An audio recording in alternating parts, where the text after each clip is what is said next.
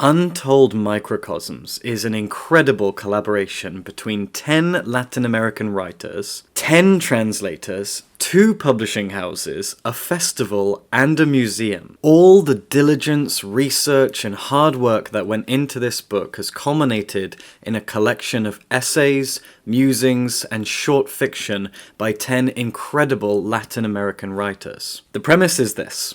These 10 Latin American authors all looked at a collection of Latin American artifacts housed at the British Museum. Based on those artifacts, the history, the aesthetics, these writers came up with something of their own, a piece of art, a piece of writing. It might be a short story, it might be an essay, or it might be some sort of musing on history, on art, on aesthetics, on culture, on language.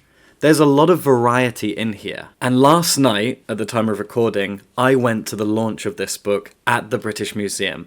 I met Sam from Charco Press in person for the first time. I got to meet 3 of the authors included in this collection, one of whom is a professor at Cambridge. I talked with the organisers, I watched speeches, I saw how much effort, how much pride, how much wonder and beauty, how much imagination, how much strength went into creating something like this. This is a celebration of art, of history, of various cultures, of language, and because it's about empire and colonialism, there's a lot of anger in here, a lot of rage, a lot of discussion about the right to objects, the right to culture, the right to language. It's beautiful and it's honest, and I find that so refreshing and important. For example, there's an essay in here by Gabriela Cabezon Camara, who is one of my favourite Argentinian authors. She wrote The Adventures of China Iron, which is a celebratory queer Argentinian novel. And this essay is about a specific group of people who are being trodden on, who are being forgotten,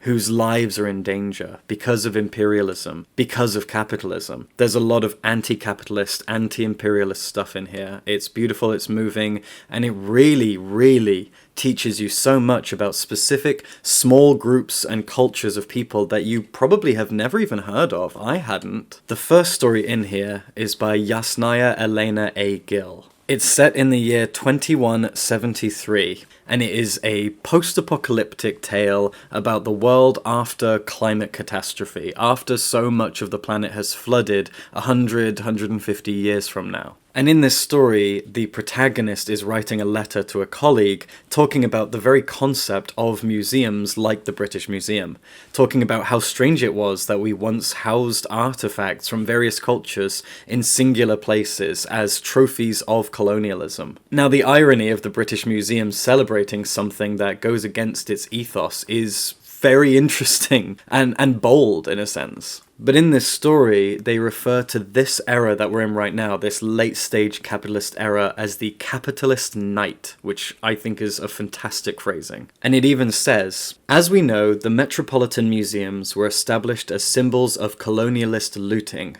while capitalism was devouring the natural landscapes of colonized territories around the world and hurling them at the market as commodities.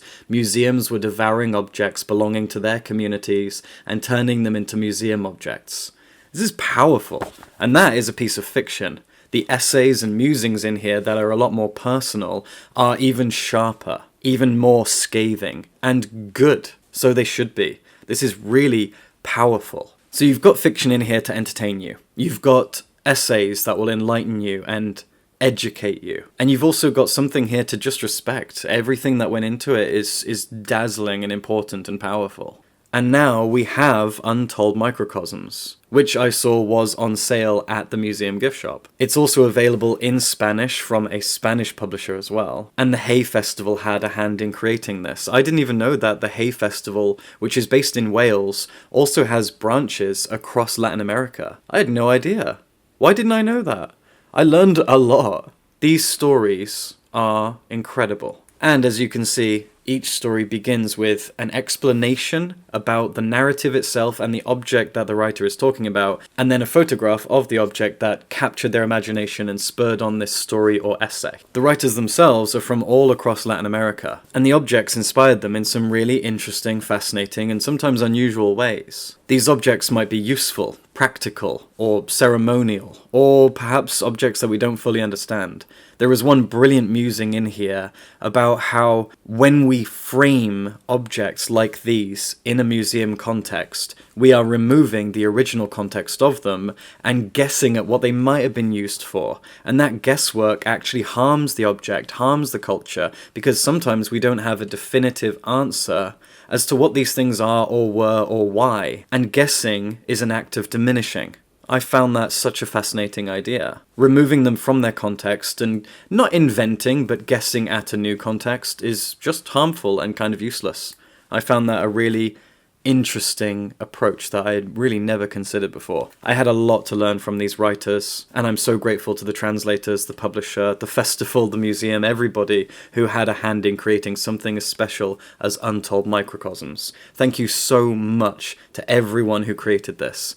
And if I've sparked your interest, please check it out. Go get a copy from Chaco Press and subscribe for books.